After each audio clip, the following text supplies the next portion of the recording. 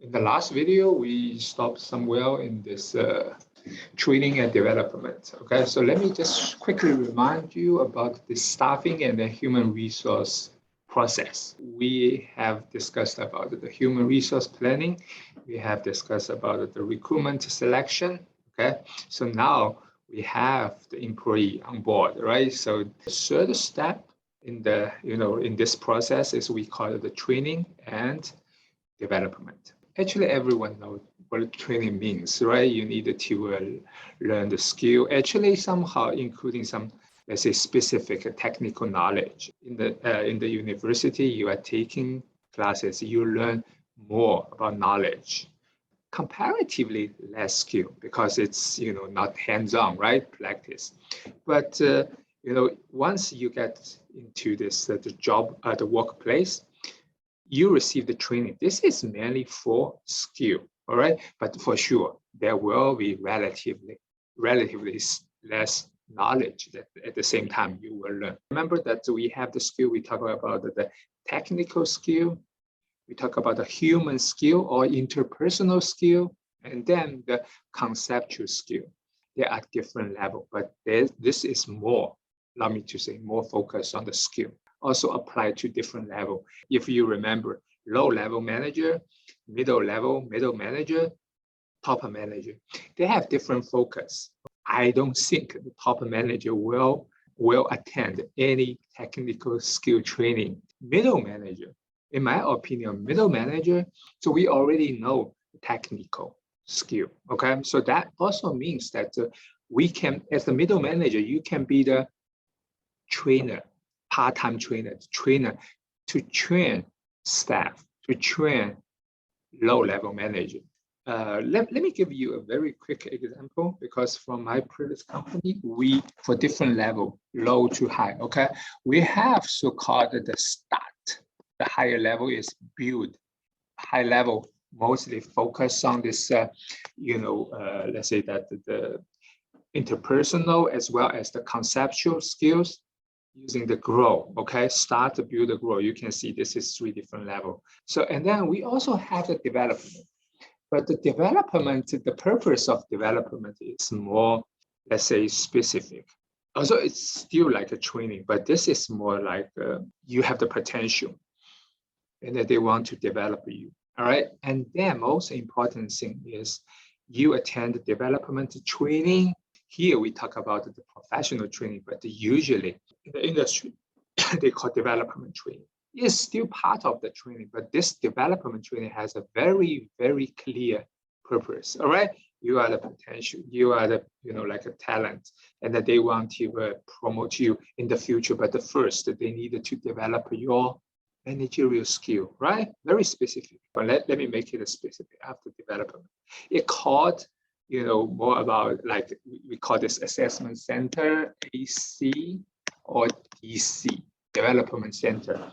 Once you get the chance, you are ready to be promoted in the next batch. I mean, for sure, you need to ACDC, you treat it as a test, a comprehensive test. They will test you the knowledge, managerial related knowledge and then skill, okay? So I already said it's not a technical skill, it's more about the interpersonal skill, conceptual skill.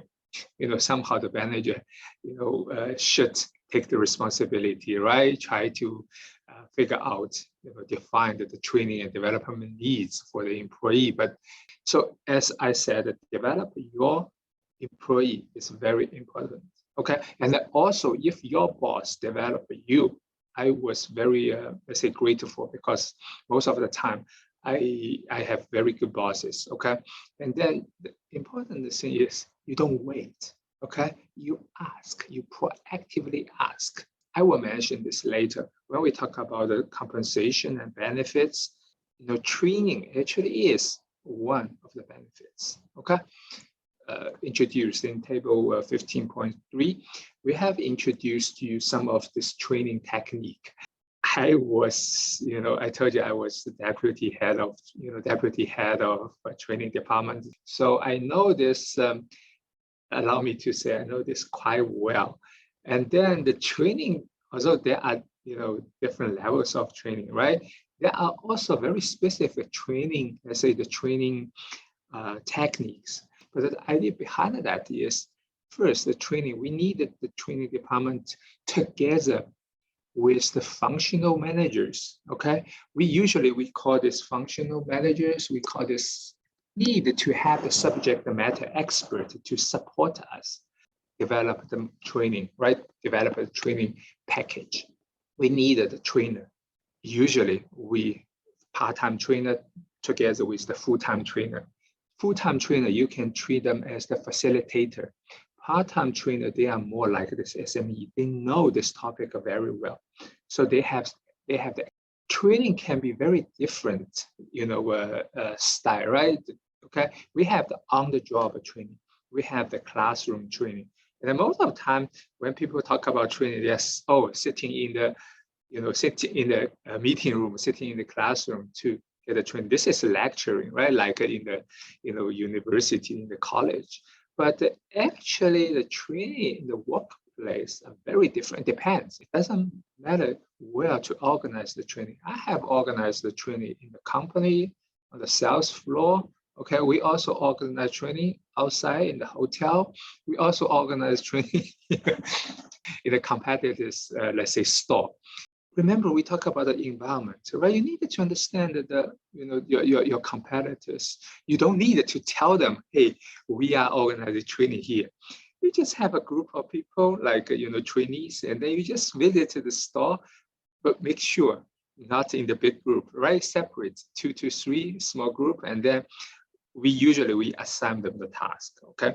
And then we will, once we get out of that, we call this competitor visit or customer visit, right? So, and then we started the discussion somewhere, we find a coffee shop. See, training can be very flexible, but teaching, class, so we cannot do that.